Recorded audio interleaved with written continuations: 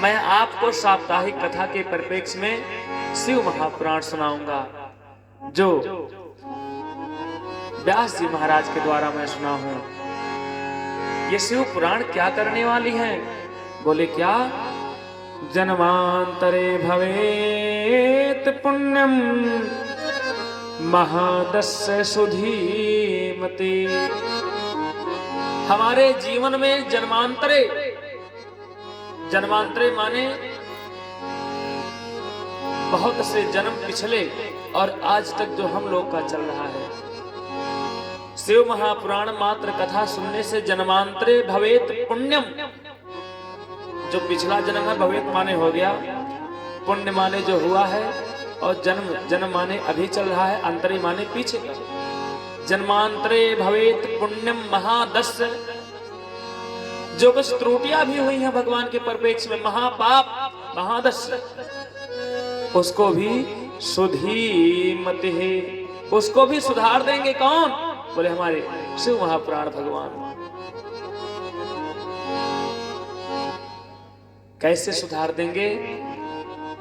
तस्य प्रीतिर्भवेत महाभागवतो मुनिः। ऐसे महाभागवत भगवान भोलेनाथ की कथा आप सुनो। शिव महापुराण की कथा की तुलना लिखा गया है कि राजसु यज्ञ और अग्निष्टोम यज्ञ भी तुलना नहीं कर सकते महाराज, इतने बड़े बड़े यज्ञ। राजसु यज्ञ कौन सा? जो बोले युधिष्ठिर जी किए थे, वो राजसु यज्ञ।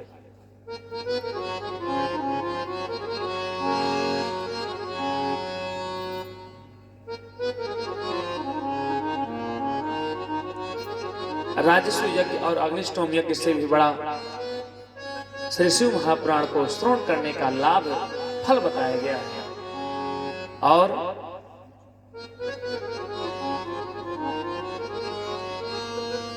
आज सूत जी से स्वभावतः सौनकादिक ऋषि बहुत बड़े कुंभ में बैठ करके तीर्थराज प्रयाग में प्रश्न करते हैं कि प्रभु, शिव महापुराण सुनने से होगा क्या? कैसे कैसे पापी तर जाएंगे? तो कहते हैं आइए पहले वंदना कर लेते हैं, उसके बाद में तब आपको कथा सुनाएंगे। हे ऋषियों, बिना वंदना के किसी का नाम तक नहीं लेना चाहिए, और ये तो वो साक्षात भगवान शिव हैं। शिव महापुराण की कथा है, पहले इनको अपने हृदय में इनकी वंदना करें, तत्पश्चात इनके व्याख्यान को सुनाते हैं। कहते हैं वंदे शिव पुराण मुहि सर्वदा हम प्रसन्न, शिवः प्रसन्नतां यायाद दद्यात् सपदयोरतिम्।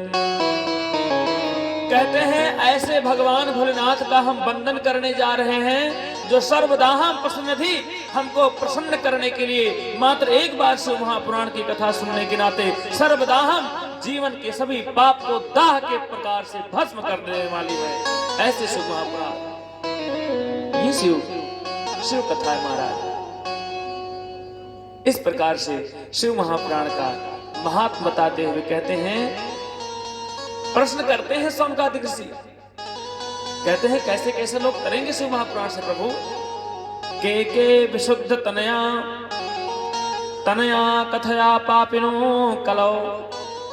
कौन कौन लोग तरेंगे? पापिनो माने कैसे कैसे पापी? तो कहते हैं सूत जी महाराज बड़े प्रेम से, ये मानवाः पाप कृतो दुराचार रता खलः, कामादि निरता नित्यम ते अपि शोधन्तैनेन वै।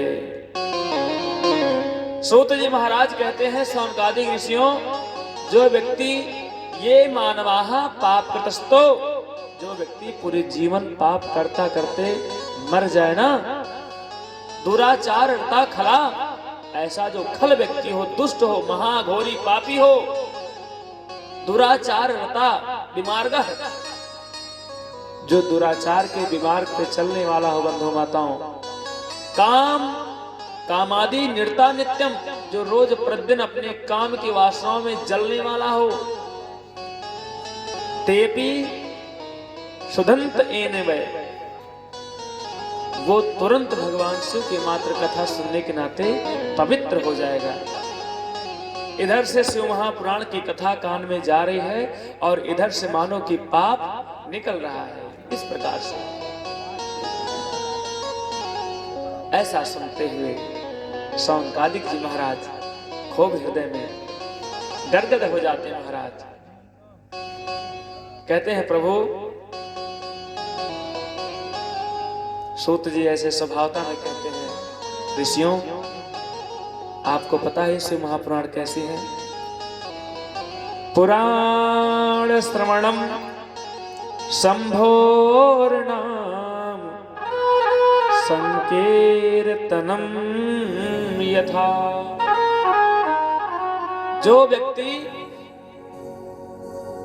शिव महापुराण के परिप्रेक्ष्य में, शिव महापुराण कहती है कि जो पुरुष ओम नमः शिवाय और महिलाएं केवल नमः शिवाय, श्री शिवाय नमस्तुभ्यम का जाप करते हैं, स्मरण करते हैं, उनके आशीर्वचन फल के बराबर में कल्पद्रुम जो कल्प वृक्ष है स्वर्ग में, वो देवताओं भी उस फल के बराबर आपके फल के परिप्रेक्ष्य में अपना फल गौड़ समझते हैं, कम समझते हैं। जो कल्प वृक्ष आपको मन से प्रदान करता है, आपके मन में जो विचार है, देवता सोचते हैं मुझे चाहिए, वो कल्प वृक्ष लाके दे देता। मात्र कल्पना करने से, कामधेनु गाय है वहां पर स्वर्ग में, मात्र कामना करने से धेनु लाके दे देती है। ऐसे कामधेनु और ऐसे कल्प वृक्ष जो स्वर्ग में है, आपके शिव कथा भगवान भोलेनाथ की कथा सुनने के परिप्रेक्ष्य में उनका फल कम हो जाता है, गौड़ हो जाता है। ये शिव महापुराण कथा है। अच्छा, ये शिव महापुराण व्यक्ति के जीवन में सभी कल्पनाओं को पूर्ण करने वाली है। आप चाहे जो सोच लें, अगर शिव महापुराण को करवाने के लिए मात्र इच्छा कर लिए, आपका अभी आपने करवाया नहीं है ना, ना, अभी आप मन में विचार कर लिए हैं, हे प्रभु मेरा ये काम बन जाएगा तो मैं एक शिव महापुराण की कथा सुनूंगा। आपने भी सुना नहीं, लेकिन आज से ही भोले बाबा आपका काम बनाना शुरू कर दिए। महाराज भोले बाबा जितना बड़ा दयालु, इतना करुण और कोई देवता नहीं है। महाराज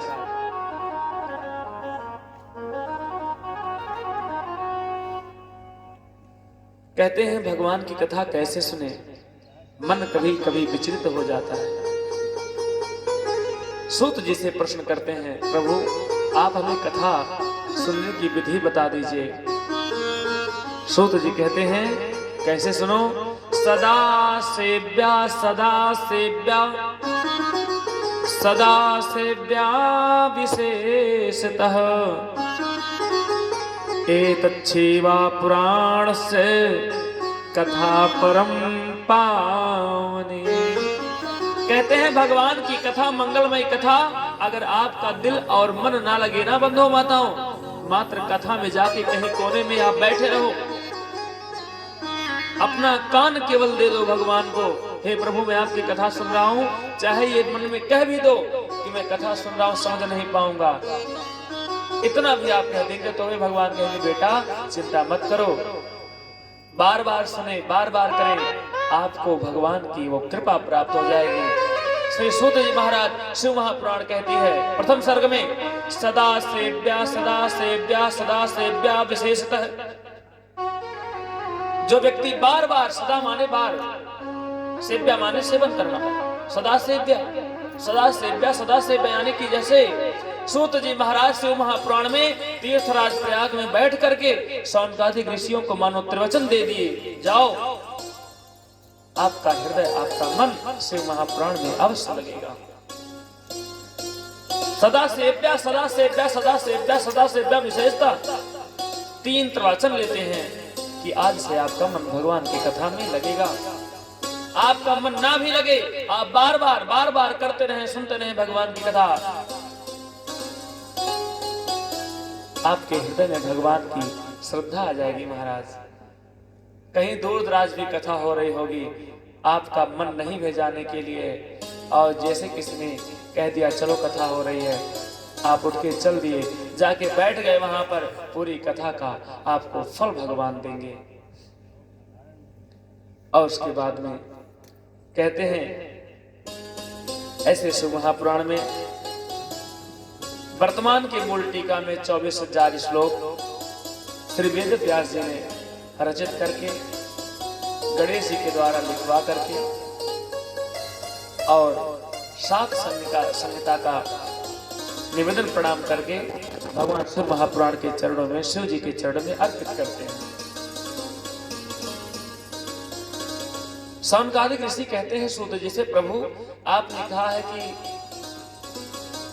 ये मानवाः पाप कृतस्तो, यानी कि ये ऐसे भी मानव हो जो पाप करते हो जीवन भर, और इतना पाप करें कि वो जीवन में कभी पुण्य का नाम ही ना लिए हो पूरे जीवन, और केवल एक बार भगवान का नाम उच्चारण कर दें, एक बार भगवान की कथा सुन लें तो बोले सारे पाप मिट जाते हैं। ये तो ठीक है। सूत जी ने कहा ये ठीक है ना, मैं आपको इससे बड़ी बात बता रहा हूं, जो व्यक्ति कभी भगवान का नाम नहीं लिया है और वो मर गया, शरीर छोड़ दिया, उसके नाम से संकल्प लेकर के अगर एक बार शिव महापुराण की कथा की जाए तो भगवान भोलेनाथ कहते हैं कि सर्वभूतेभ्यो अभयम कुरु, मैं उसको अभय प्रदान कर देता हूं। अगर वो प्रेत योनि में नहीं भी गया है तो मैं उसको अपने शिवलोक में विराजमान करा देता हूं। ऐसा सुनते ही सौनकादिक ऋषि बड़े मन में प्रफुल्लित होते हैं। सूत जी महाराज कहते हैं, हे ऋषियों, अभी इतना प्रफुल्लित मत होइए, इससे बड़ी बात मैं आपको बता रहा हूं। जो व्यक्ति जीवन में पाप करते करते शरीर अपना छोड़ दिया हो, महाप्रेत बन गया हो, अगर उसके भी नाम से परिवार का कोई भी एक सदस्य शिव महापुराण का संकल्प लेकर के, उसका संकल्प लेकर के अगर उसके नाम से शिव महापुराण का आयोजन करा दे तो बोले उसको भी भगवान की परम गति प्रदान हो जाती है। ये बात सुन करके सौनकादिक ऋषियों के मन में, उनके हृदय में बात बैठ रही है, प्रभु ऐसे कैसे हो जाएगा, इसका कोई एग्जाम्पल, कोई उदाहरण है क्या? सूत जी कहते हैं जी बिल्कुल है मेरे पास उदाहरण। तब सुनाते हैं उनको, कहते हैं शिव महापुराण में प्रथम उदाहरण देते हैं। आसीत किरात नगरे ब्राह्मणो ज्ञान दुर्बल है, देवराज इति ख्यातो विश्वस्तक जन्मश्चक है। कहते हैं एक किरात नगर है, किरात नगर गांव का नाम है, नदी के तट पर है। उस गांव में एक ब्राह्मण रहता है जो ज्ञान में बड़ा दुर्बल है। शिव महापुराण की कथा कहती है, ब्राह्मणों विप्रों सुन लो शिव कथा क्या कह रही है। भगवान भोलेनाथ किसी से डरते नहीं महाराज, क्यों? बोले भगवान भस्म में रमाते हैं, उनको बहुत ज्यादा पदार्थ की आवश्यकता नहीं रहती है महाराज। एक लोटा जल, सीताराम, एक लोटा जल पे भी हमारे भोलेनाथ प्रसन्न होने वाले हैं। इसलिए बहुत ज्यादा अपने भक्तों से इच्छा तितिक्षा नहीं रहती है। उनका क्रम विधि बना हुआ है। शिव महापुराण में समय आने पर बताऊंगा कि क्या अर्पण करने से क्या फल प्राप्त होता है आपको, वो विधि कहते हैं। वो भगवान बना दिए हैं, उस फल को देने के लिए भगवान भोलेनाथ स्वयं नहीं जाते। आप ऐसा करेंगे तो आपको स्वतः वो फल मिल जाएगा। इतने कृपालु हमारे भोलेनाथ। कहते हैं ज्ञान दुर्बल ब्राह्मण को नहीं होना चाहिए, शिव महापुराण कह रही है भैया। ज्ञान दुर्बल माने, ज्ञान दुर्बल ब्राह्मण माने जिसके पास शास्त्र का ज्ञान ना हो। ऐसे ब्राह्मणों को मानो कि संस्कृत वाच में एक अपशब्द गाली का प्रयोग किया गया है। जो ब्राह्मण ज्ञान दुर्बल हो उसके लिए कहते हैं, आसीत किरात नगरे ब्राह्मणो ज्ञान दुर्बल है, जहां के ब्राह्मण ही ज्ञान दुर्बल रहेंगे वहां पर अन्य वर्गों का क्या होगा? क्यों? बोले ब्राह्मण मुखादग्निर् जायते ब्राह्मण मुखमासीद। ब्राह्मण भगवान के मुख हैं और मुख से ही वाचन किया जाता है। जो ब्राह्मण वाचन करके, गायन करके, स्मरण करके आम जनमानस का कल्याण ना कराने के नाते अपने हृदय में संकल्प नहीं लेता है। क्यों? बोले ब्राह्मण सभी वर्गों का मार्गदर्शक है, इसलिए उसके लिए ज्ञान दुर्बल की प्रत्यक्ष बात नहीं जाती है। वो ब्राह्मण देवराज उसका नाम था। देवराज बहुत ज्ञान में दुर्बल था, उसके पास वेद की शक्तियां नहीं थी और वो एक बहुत अधर्म करता था, चोरी डकैती करता था, गलत कर्म करता था महाराज। एक बार वो मार्ग में जा रहा था, एक सरोवर के पास उसने एक स्त्री को बैठे हुए देखा। उस स्त्री का नाम था शोभावती। वो गणिका थी, वैश्या। उसके सुंदरता को देख करके देवराज इंद्र ब्राह्मण लालायित हो गया। उसके पास पत्नी है, माँ है, परिवार है, बहन है, बेटी है, बच्चे हैं, सब कुछ है, लेकिन उसने कहा आप मेरे साथ चलोगे क्या? उस शोभावती ने कहा बिल्कुल चलेंगे, हमको तो पैसा चाहिए, हम बिल्कुल चलेंगे। उसने कहा ठीक, जितना पैसा आपको चाहिए आप ले लेना, लेकिन मेरे साथ चलो। अपने घर में वो ब्राह्मण देवराज लेकर के, मानो कि आज दूसरे पत्नी को लेकर के आ रहा है। पत्नी के हक से आज अपनी पहली वाली पत्नी को, माँ और बाप को मार करके घर से उसने निकाल दिया। शोभावती और देवराज दोनों मिलकर के मीट मांस मदिरा का सेवन करने लगे और एक दिन घूमता हुआ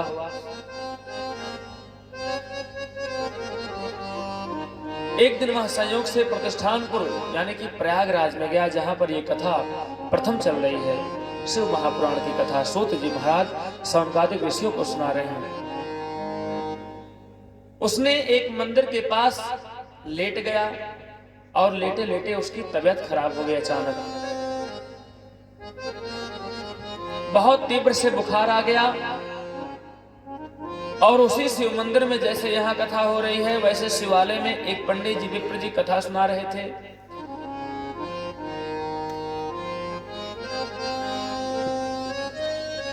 कथा सुनाते सुनाते 1 महीना व्यतीत हो गया और उसकी तबीयत और बिगड़ती चली गई। तबीयत उसकी इतनी बिगड़ गई कि जैसे ही पंडित जी का शिव महापुराण संपन्न हुआ, तैसे ही हवन के बाद उसका शरीर छूट गया। शरीर छूटने के बाद यमदूत आते हैं, यमदूत उसको पकड़ के लेके जाते हैं और यमदूत खंगालते हैं कि इसके जीवन में कितना अपकर्म हुआ है, कितना सत्कर्म हुआ है। देखते हैं, अरे ये तो थोड़ा सा शिव महापुराण सुना है केवल, और पूरे जीवन में इसने विकारता किया है, दुष्कर्म किया है, पाप कर्म किया है। चलो इसको बहुत ज्यादा कर्म भोगना है नरक में, इसलिए थोड़ा सा शिव महापुराण का हम इसको फल दिला दें। उसके बाद में तब 1 महीना इसने कथा सुना है, बाकी पूरा जीवन पर्यंत तो पाप ही किया है, तो पूरा इसको नरक में रहना है। थोड़ा सा भोग ले पुण्य अपना, उसके बाद में तुरंत इसको लाता हूं। तब तक भगवान शिव महापुराण के, भगवान शिव के पार्षद आ जाते हैं। कहते हैं भैया बताओ, थोड़ा सा इसने कथा सुना है अपने जीवन में, बाकी सारा पाप कर्म किया है, वैश्यागामी है, ये बहुत बड़ा दुष्ट है, राक्षस है।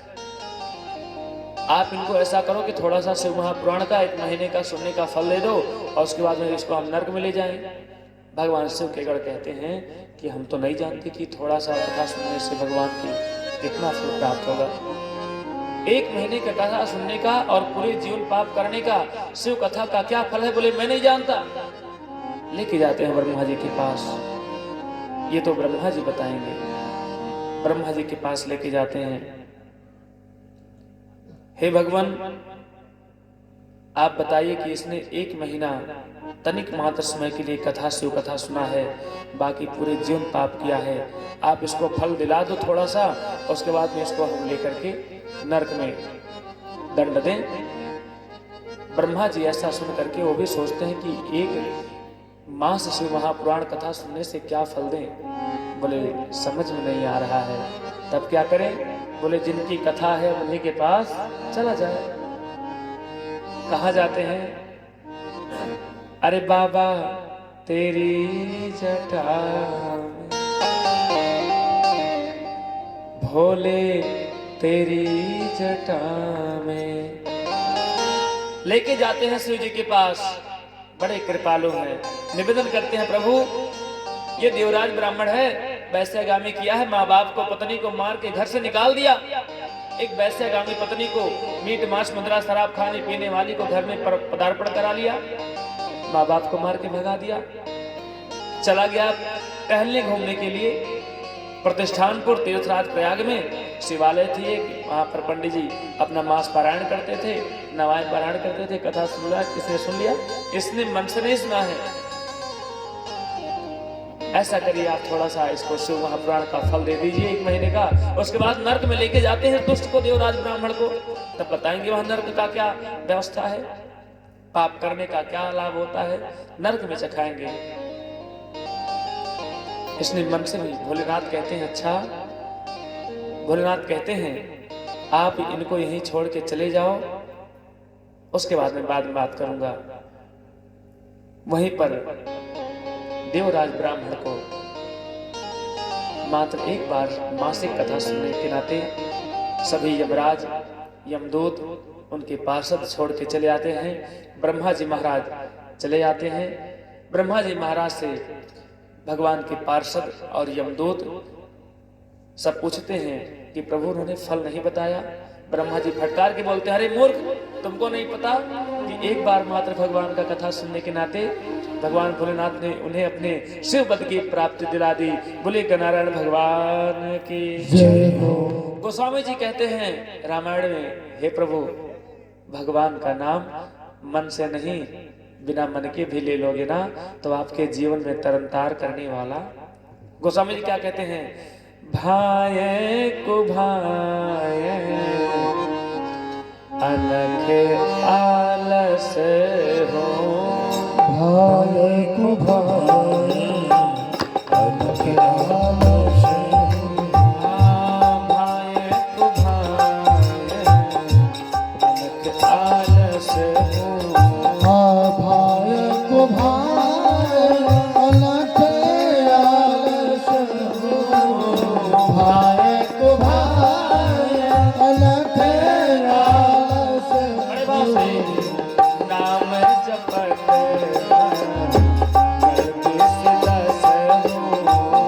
नाम जपत गणेश दश, अरे नाम जपत मंगल दिश दश हो, नाम जपत मंगल दिश दश। कैसे?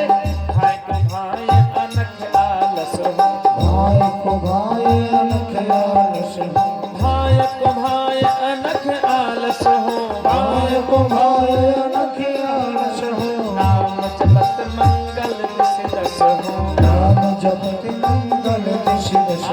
नमः शिवाय ओम नमः शिवाय, नमः शिवाय ओम नमः शिवाय, हर हर भोले नमः शिवाय, हर हर भोले नमः शिवाय, हरि ओम हरि ओम हरि ओम हरि ओम हरि ओम हरि ओम हरि ओम, सीताराम जय सीताराम, सीताराम जय सीताराम, श्री राम जय राम जय जय राम, श्री राम जय राम जय जय राम, राम सिया राम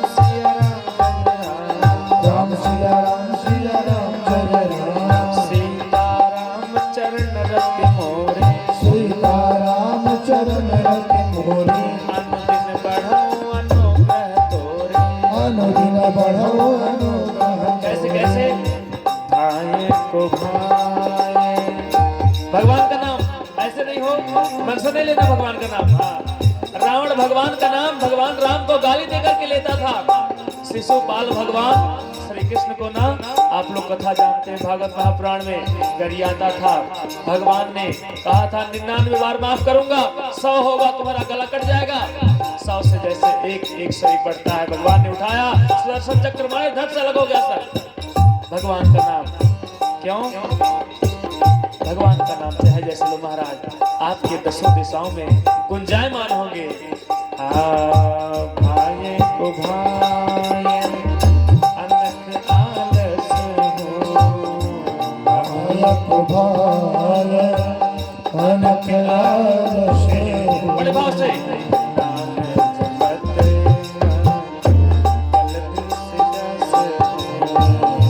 नाम जपत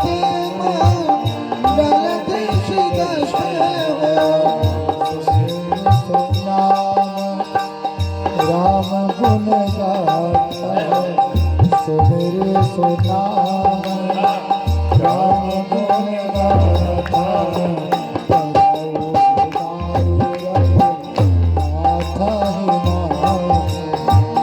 सुमिर सुनाम, राम गुण गाथा करो नाई रघु। कहते हैं महाराज नारायण, कहते हैं भगवान का नाम भैया चाहे जैसे ले लो आप। कैसे लेना है? भाई कुभाय अनख आलस हो। भाई माने भाव से, कुभाय माने कुभाव से। जैसे कोई आलस से लेता, अरे राम हो, बोले भगवान का नाम लेने से आपका मंगल होने वाला है। भगवान का नाम लेने से हमारे जीवन में बहुत बड़े विपत्ति, संकट, कष्ट मिट जाते हैं, कट जाते हैं। और आपका यश, कीर्ति, मंगल गान एक नहीं, दो नहीं, कितने दिशा हैं? आप लोग 4 जानते हैं ना? 8 है। 8 जानते हैं। 10 दिशा है, 4 उत्तर दक्षिण पश्चिम पूर्व, 4 कॉर्नर कोनों पे, 4 4 8, एक ऊर्ध्व एक भूमि, 10 दिशाओं है। आपका 10 दिशाओं में मंगल गान होता है। बाबा जी कहते हैं नाम जपत मंगल दिश 10। इसलिए भगवान का नाम जपना चाहिए महाराज। आइए आज आरती करा दें। मध्यांतर में कथा विश्राम नहीं होना चाहिए, भोजन प्रसाद भी पाना है। दूसरा तिथि लग जाएगा तब तक। हाँ ठीक है।